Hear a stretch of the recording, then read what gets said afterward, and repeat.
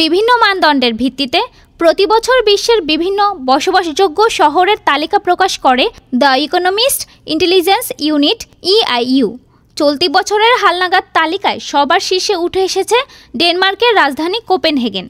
বসবাসযোগ্যতার মানদণ্ডে মোট 173টি শহরের মধ্যে 3 ধাপ পিছিয়ে বাংলাদেশের রাজধানী ঢাকার অবস্থান এবার 171তম।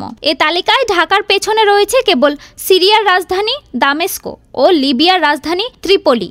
ঢাকার ঠিক আগে 170তম অবস্থানে আছে পাকিস্তানের শহর করাচি।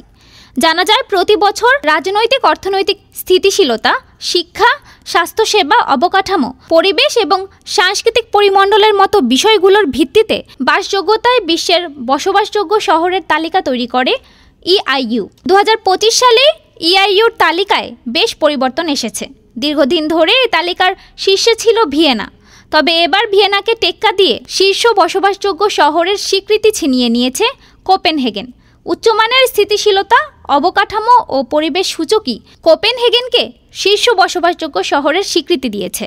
তবে এবার ভিয়েনা দ্বিতীয় অবস্থানে রয়েছে। বসবাসযোগ্যতার বিচারে এর পরের 8 শীর্ষ শহর হলো যথাক্রমে সুইজারল্যান্ডের জুরিখ, অস্ট্রেলিয়ার মেলবোর্ন, সুইজারল্যান্ডের জেনেভা, অস্ট্রেলিয়ার সিডনি, জাপানের ওসাকা, নিউজিল্যান্ডের অকল্যান্ড, অস্ট্রেলিয়ার অ্যাডিলেড ও কানাডার ভ্যাঙ্কুভার। ডেস্ক রিপোর্ট, আজ বার্তা।